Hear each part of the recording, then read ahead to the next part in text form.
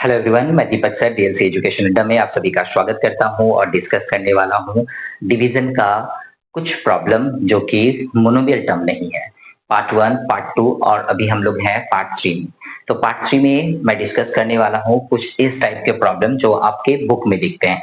यदि आप यदि स्टूडेंट है क्लास 7 और 8 का, तो डेफिनेटली आपके अलजेब्रिक सेक्शन में या अलजेब्रा वाला पार्ट में, आपके डिवीजन वाले पार्ट में ये इस तरह का प्रॉब्लम आपको दिखाई देगा। तो चलिए समय को लॉस नहीं करते हैं और एक एक करके फटाफट इसको सॉल्व कर लेते हैं। सबसे पहला क्या बोला गया है, मुझे डिवाइड करनी है। किस में डिवाइड करनी है? यहाँ से लेके यहाँ तक टर्म है, इससे डिवाइड करना है, मुझे इसमें डिवाइड करना है। तो ये थोड़ा सा फटाफट हम लोग ब्रैकेट डाल लेते हैं। यदि नहीं दिया हुआ है प्रॉब्लम में तो आप डाल लेंगे, और दिया हुआ है तब तो बहुत ही अच्छी बात है। तो फटाफट इस तरह का वर्क पहले कर लेंगे और उसके बाद आप डिवाइड लेना स्टार्ट करेंगे। तो चलिए एक नंबर प्रॉब्लम को डिवाइड करते, एक नंबर सॉल्व करते हैं। क्या लिखा है? 7x का पावर 8 है प्लस 9x का पावर 6 है प्लस 12x का पावर 4 है प्लस x का पावर 2 है। ये होल डिवाइडेड बाय हमारा क्या है? x का पावर 2। इस तरह से हमको डिवाइड का क्वेश्चन लिखने के बाद ये हमारा पहला लाइन होगा।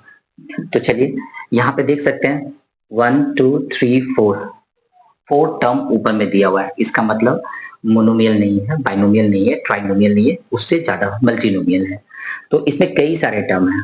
करना क्या है? डिस्ट्रीब्यूटिव डिवीजन का यूज करना है और सभी में डिवाइड हमें दिखाना है। साइन पे प्रॉपर ध्यान रखना है, क्योंकि यदि साइन पे हम लोग ध्यान नहीं रखेंगे लिखते समय तो ये हमसे गलती करवा सकता है। तो ये हो गया। अब देखिए यहाँ पे मैंने क्या किया? डिस्ट्रीब्यूटिव डिवीजन यूज किया है ना। शायद मैंने पार्ट 1 में भी बात किया था। एक मेथड है जिसका नाम है डिस्ट्रीब्यूटिव डिवीजन, आप सीखे भी होंगे, है ना। और देखिए ध्यान से, इन सभी का भी एलसीएम ले लिया जाए, यही लिखना होगा। और एलसीएम लेके यदि ये लिखा जाए तो ये पोर्शन आएगा कि यहाँ से यहाँ जाया जा सकता है, तो यहाँ से यहाँ भी आया जा सकता है। इसी मेथड को हम लोग डिस्ट्रीब्यूटिव डिवीजन कहते हैं। अब यहाँ पे हम लोग लिखने वाले हैं 7x का पावर 6 प्लस 9x का पावर 4 प्लस 12x का पावर 2 प्लस 1। बोलेंगे सर ऐसा कैसे हो गया? बस यही तो फॉर्मूला यूज किया हमने, a का power m divided by a का power n is equal to a का पावर m माइनस n। तो ये फॉर्मूला हमने सभी में यूज किया। क्या किया? दोनों का बेस सेम है, दोनों का बेस सेम है, तो पावर को क्या करते हैं? माइनस कर देते हैं। 8 में से 2 जाएगा तो 6, है ना। 6 में से 2 जाएगा तो 4, 4 में से 2 जाएगा तो 2, और ये दोनों तो सिमिलर दिख रहा है। तो यदि हम 5 में यदि डिवाइड दे दे 5 से, तो 1 ही तो आने वाला है ना। 5 1 जो 5, तो यदि सेम नंबर से डिवाइड देना है ना। यदि 6 से डिवाइड देना है 6 में, तो 6 1 जो 6, सेम ही तो आने वाला है। ठीक है, तो ये हमारा आ चुका है आंसर। इसी तरीके से हम लोग सारे प्रॉब्लम को सॉल्व करके मैं आपको दिखा रहा हूँ एक एक करके। चलिए इसको मिटाते हैं। आप यदि क्लास 7 के स्टूडेंट है या 8 के स्टूडेंट है और आपने यदि डिवीजन में थोड़ा सा डिफिकल्टी फील किया है, तो बस उसी डिफिकल्टी को मैं अभी थोड़ा सा रिड्यूस करने वाला हूँ या बिल्कुल ही खत्म करने वाला हूँ। वो डिपेंड करता है आपके अंडरस्टैंडिंग पे। जो मैं समझा रहा हूँ यदि आपको अच्छे से समझ में आ रहा है तो मेरा भी प्रयास तो सफल रहेगा। चलिए यहाँ पे देखते हैं 25 p का power 3 Q R minus 75 p Q R plus power 3 है 30 p क्यू का पावर 2 और r whole divided by minus में 5 p क्यू आर। ये हुआ हमारा पहला लाइन। जब डिस्ट्रीब्यूटिव डिवीजन यूज करते हैं ना, साइन प्रॉपरली लिखिएगा। क्यों? क्योंकि साइन के कारण कई बार जीरो मिल जाता है। इसलिए जब आप डिस्ट्रीब्यूटिव डिवीजन में ये पोर्शन कर रहे हैं ना, तो देखिए ये और ये दोनों जब डिवाइड होगा तो ऊपर माइनस है 75 p q r का पावर 3, और नीचे भी डिवाइड में माइनस में 5 p q r है। बस इतना केवल याद रखना है, दोनों का साइन आपको ख्याल रखना है। 30 p q का power 2 r divided by minus में 5 p q r।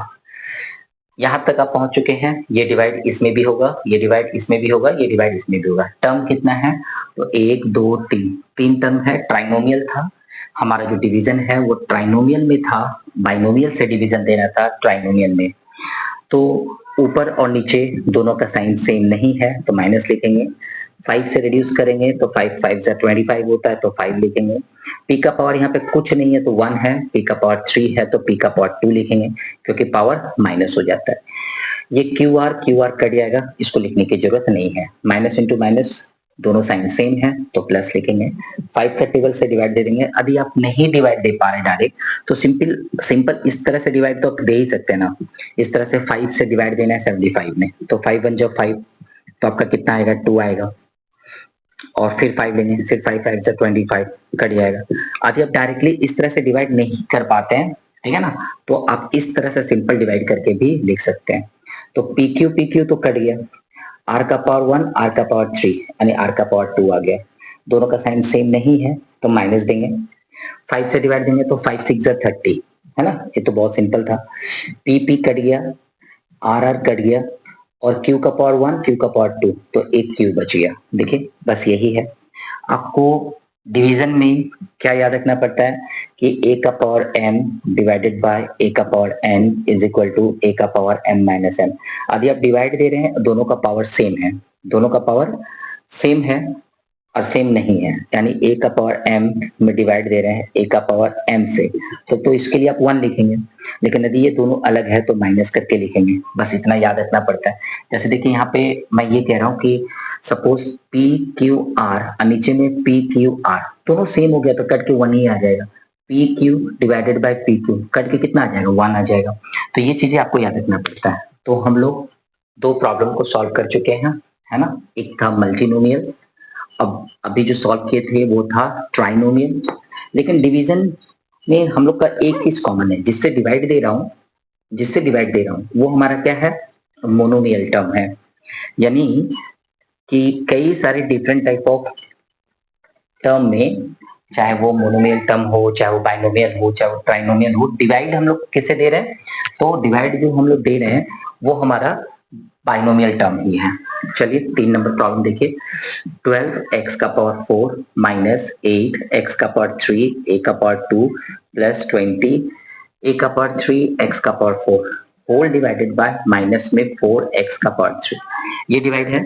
यहाँ पे डिस्ट्रीब्यूटिव डिवीजन पहले यूज करना है। प्लस में 12x का power 4 whole divided by minus 4x का पावर 3 माइनस में 8x का पावर 3 a का power 2 whole divided by 4x का पावर 3 प्लस में 20 a का पावर 3 x का power 4 whole divided by minus 4x का पावर 3।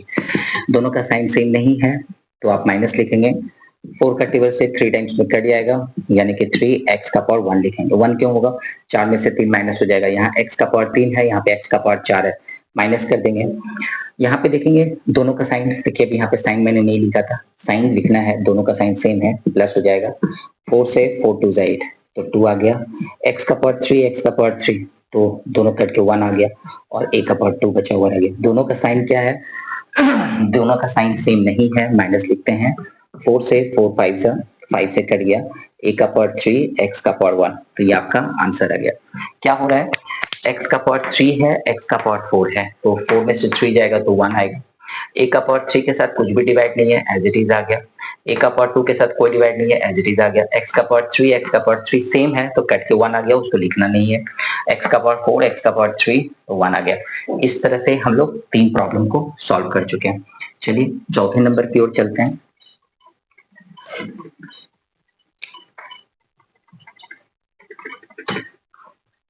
तो 3 हो चुका है, ये रहा चौथा प्रॉब्लम। पहले फटाफट हम लोगों को क्वेश्चन लिख लेना है इस तरह से, और बाइनोमियल टर्म से कैसे डिवाइड देंगे या ट्राइनोमियल टर्म से कैसे डिवाइड देंगे वो हम लोग नेक्स्ट पार्ट में करेंगे। फिलहाल अभी हम लोग जो भी डिवाइड दे रहे हैं, जो हमारा डिवाइजर है वो हमारा मोनोमियल टर्म है। तो चलिए उसी से पहले फिनिश करते हैं क्योंकि ये हमारा स्टार्टिंग है। पार्ट 3 में हम लोग हैं और एक एक करके सारे पार्ट में हम लोग सभी टाइप के डिवीजन को चेक कर लेंगे। आप हमारे सारे पार्ट्स को यदि आप देखेंगे तो वहां से आपको डिवीजन का पूरा कॉन्सेप्ट आपका डेवलप हो जाएगा। चलिए x का पावर 3 y का power 3 divided by minus X Y plus x का पावर 2 y का power 3 divided by minus X Y plus x का पावर 2 y का power 2 divided by minus X Y.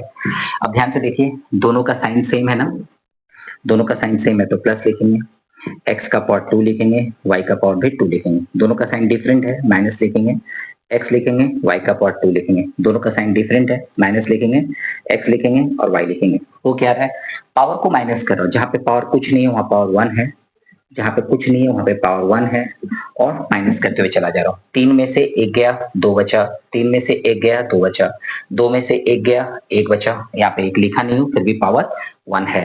3 का पावर 3 सॉरी y का power 3 में से 1 गया तो 2 बचा, 2 में से 1 गया 1 बचा, 2 में से 1 गया 1 बचा। नहीं लिखा हूं तो भी पावर 1 है, आप अभी शो कर देते हैं तो भी कोई प्रॉब्लम नहीं है। ये आपका सॉल्यूशन 4 नंबर का हो गया। अब हम लोग करने वाले हैं 5 नंबर सॉल्यूशन, ठीक है। तो ये 5 प्रॉब्लम जो मैं भी सॉल्व करके आपको दे रहा हूँ, इसको बेस करके आप इसी तरीके से अपनी बुक से एक्सरसाइज के बाइनोमियल टर्म से जो डिवीजन है ना, यदि आप क्लास 7 में है या 6 में है या 8 में है, आपका बुक में यदि डिवीजन है तो आप इस तरह से इसको सॉल्व कर सकते हैं। 3ab minus 6a² bc plus 5 a का पावर 2 b का पावर 2 c का power 2 whole divided by 3abc। So plus में 3abc divided by 3abc minus में 6a² bc divided by 3abc plus में 5 a का पावर 2 b का power 2 c का power 2 whole divided by 3abc। Distributive division, हर term में ये divide चला गया, नीचे जो देख रहे हैं ना डिवाइड, ये हर टर्म में डिवाइड जा चुका है। तो 3 कट गया, एबीसी भी कट गया यानी 1 आ गया। दोनों का साइन सेम था तो प्लस 1 आया, दोनों का साइन सेम नहीं है तो माइनस आया। 3 2 जा 6 तो पहले 2 आएगा, फिर a का पावर 1 आएगा, बीसी तो कट जाएगा है ना, a का पावर 1 a का पावर 2 तो a का पावर 1 आएगा। फिर दोनों का साइन सेम है तो प्लस आएगा। 5/3 नहीं कटने वाला है तो a 1 और 1। देखिए ए बी सी सबका पावर 1 है, यहाँ पे ए बी सी सबका पावर 2 है, तो ये आपका आंसर आ गया।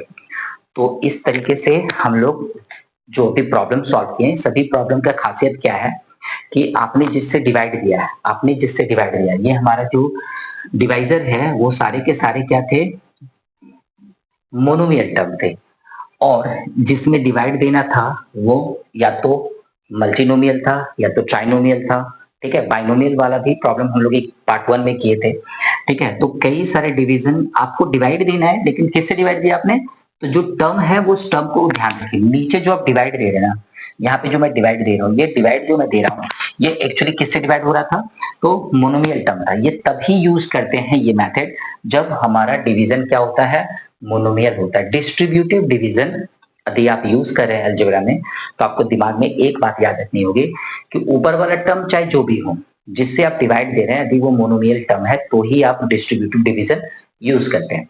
और यदि डिवाइड जिससे मैं दे रहा हूँ वो यदि मोनोमियल टर्म ना हो तो वो सीखेंगे हम लोग पार्ट 4 में, ठीक है। तो चलिए ये छोटा सा डिस्कशन यदि आपको अच्छा लगा तो प्लीज लाइक एंड शेयर कर दीजिए अपने दोस्तों में। चैनल पर नया है तो प्लीज सब्सक्राइब कर लीजिए। मिलते हैं नेक्स्ट पार्ट में। Thank you, bye bye.